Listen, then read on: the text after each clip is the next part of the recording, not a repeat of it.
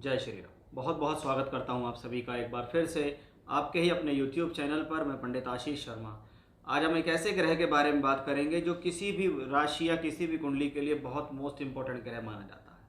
जब हम शनि की बात करते हैं तो हम अपनी लाइफ, प्रोफेशनल लाइफ, हमारे कर्मों की बात होती है, हमारे नौकरी व्यापार की बात होती है। लेकिन सिर्फ नौकरी व्यापार और कर्म करना ही ज़रूरी नहीं, कहीं ना कहीं हमारा भाग्य भी हमारे लिए ज़रूरी है। और हमारे भाग्य को संबोधन करने वाला जो ग्रह है वो है बृहस्पति। बिना बृहस्पति के किसी भी कुंडली में कोई राइज नहीं हो सकता। आप सिर्फ कर्म करते रह जाएंगे। इसलिए बहुत सारे लोग जीवन में सिर्फ कर्म ही करते रहते हैं लेकिन हाइट पर नहीं जाते। लेकिन कर्म करते हुए हाइट पर जाते हैं तो इसका मतलब उनका गुरु उनके साथ है। उनकी कुंडली में बृहस्पति की पोजीशन कहीं ना कहीं बहुत ज़्यादा स्ट्रांग है। इसलिए जब जब ब्रह्मांड में बृहस्पति अच्छी पोजीशन में होता है तो जिनके बृहस्पति अच्छे होते हैं वो बहुत राइज करते हैं, और जिनके बृहस्पति अच्छे होते हैं और गोचर में भी बृहस्पति खराब हो जाए तो भी वो डाउनफॉल पे नहीं आते। इसी के विपरीत कुंडली में भी बृहस्पति खराब है और गोचर में भी खराब है तो उस दौरान, उस पीरियड में उसका सबसे ज़्यादा लॉस भी हो जाता है। ऐसा ही प्लेनेट बृहस्पति है जो 15 मई 2025 को राशि परिवर्तन करने जा रहा है। 18 अक्टूबर 2025 तक अब बृहस्पति आपकी राशि से 8वें घर से निकलकर पहुंच जाएंगे भाग्य स्थान में। और अष्टम भाव हमेशा से एक ऐसा भाव रहा है जिसको हम अड़चन, दुविधा और परेशानी का भाव कहते हैं। अगर 8वें घर में, 6ठे घर में या 12वें घर के अंदर धन का कारक ग्रह, भाग्य का कारक ग्रह गुरु गोचर करता हुआ दिखाई दे तो कह सकते हैं कि ये समय काल में आपको प्रॉब्लम होती है, और अवश्य ही आपको प्रॉब्लम हुई होगी। इस दौरान अवश्य ही आपके जीवन में प्रॉब्लम्स आई होंगी, धन को लेकर, फाइनेंस को लेकर, भाग्य को लेकर। ज़रूरत से ज़्यादा मेहनत करना, मेहनत से इतना पूरा रिजल्ट ना मिलना भी ऐसे ही कॉम्बिनेशन में देखा जाता है। अब आपकी राशि से 9th हाउस में बृहस्पति आकर क्या करेंगे इस दौरान, इसकी विशेष चर्चा इस वीडियो के माध्यम से होगी। तुला लगन के जातक हैं वो भी इसको देख सकते हैं, लेकिन लगन से गोचर जब ज़्यादा देखना चाहिए जब आपके पास उस प्लेनेट की दशा चल रही हो, महादशा या अंतरदशा हो तभी है। क्योंकि लगन से गोचर देखने के सिद्धांत में कहीं ना कहीं नवांश कुंडली को भी ऐड किया गया है, इसलिए लगन से गोचर देखना इतना आसान नहीं है।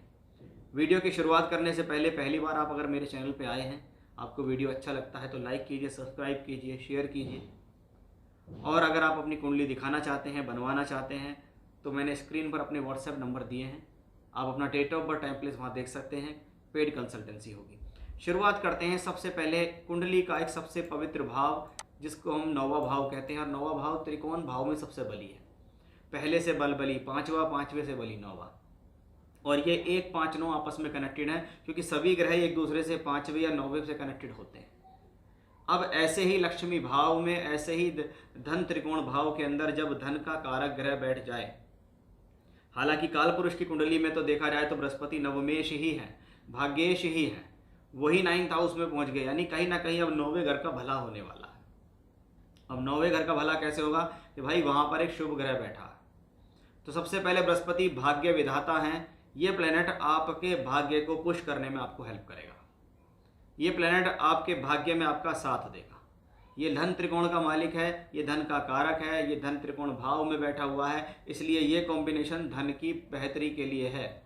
अगर आपका कोई पैसा फंस गया है, रुक गया है, पैसे का फ्लो अच्छा नहीं है, धन की स्थिति खराब हुई है, पहले से में आपको व्यापार में या नौकरी में घाटा हुआ है, या बहुत ज़्यादा खर्च होने लगे हैं, प्रॉब्लम्स पे पैसा खर्च हो गया, जमा पूंजी भी खत्म हो गई, तो उन सारी प्रॉब्लम्स को सॉर्ट आउट करने के लिए तैयार रहता है ऐसा बृहस्पति जो कि 9th हाउस में आपके गोचर करने आ रहा है।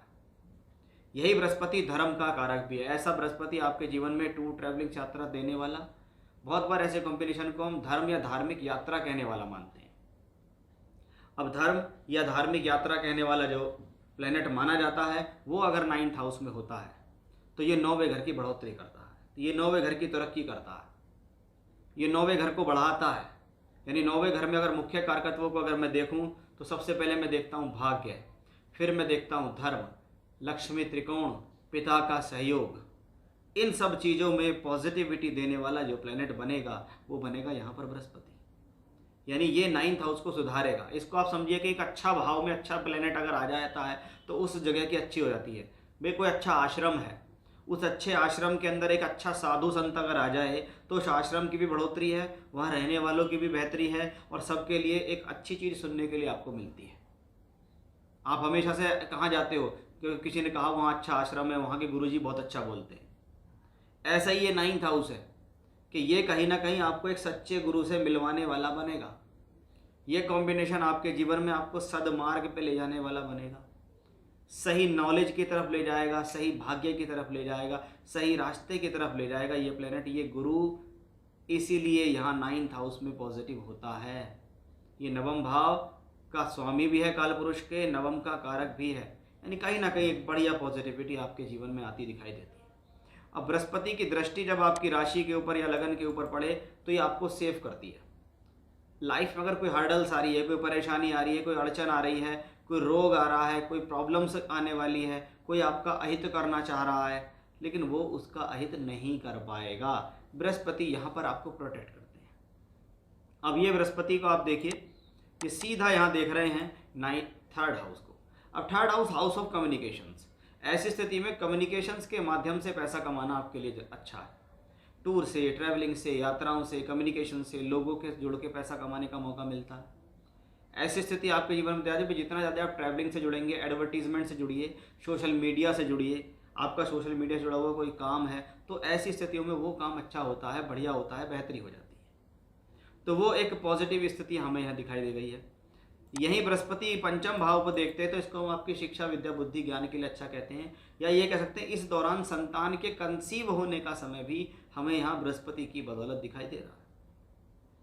अब बृहस्पति की 2 राशियां हैं, अगर आप देखें तो ऐसी स्थिति में आपका 3rd हाउस सबसे ज़्यादा एक्टिवेट होता है, क्योंकि बृहस्पति आपके 3rd हाउस को देख रहा है, शनि भी आपके 3rd हाउस को देख रहा है। ऐसी स्थिति में क्या, अगर आप नौकरी बदलना चाहते हैं तो ये नौकरी बदलने के लिए अच्छा समय इस टाइम पीरियड में प्रयास करें।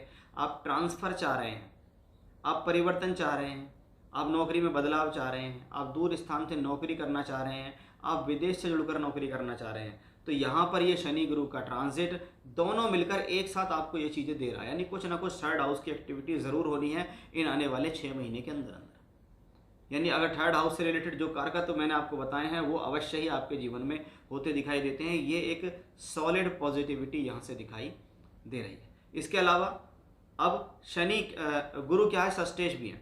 अब हमारे 6ठे घर का मालिक अगर यहाँ बैठता है तो वो एक्चुअली क्या है, वो नेचुरल शुभ ग्रह है, इसलिए उसको भले ही कारक 6ठे घर का स्वामित्व प्राप्त है लेकिन वो बुरा चाह कर भी उतना बुरा कर नहीं पाता।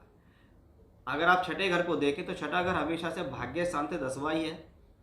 तो हम क्या कहेंगे, अगर हम भाग्य स्थान को थोड़ी देर के लिए लगन बना के सोचें तो 10वें भाव का स्वामी आपकी राशि में चल रहा है। वो कहता है जितना ज़्यादा स्ट्रगल, जितना ज़्यादा संघर्ष, उतनी बड़ी सफलता भी हमें इस गुरु की वजह से ही प्राप्त होती है। यानी गुरु का ये ट्रांजिट आपके लिए बहुत हद तक बहुत पॉजिटिव है, क्योंकि गुरु अपनी दोनों राशियों से देखें तो केंद्र में है, 3रे घर से 7वें में है, 6ठे घर से 4थे घर में बैठे हुए हैं। बृहस्पति अपनी ही राशि को देखते हैं, शनि का प्रभाव गुरु की राशि पर है, शनि आपके लिए योग कारक है, इसलिए जुपिटर एक अच्छी प्लेसमेंट के साथ एक अच्छे परिणाम देने में सक्षम दिखाई देता है, इसमें कोई भी संदेह नहीं है। यानी कुल मिलाकर आपके लिए बृहस्पति का ट्रांजिट बेहद खास है और बेहद शुभ है। जय श्री राम।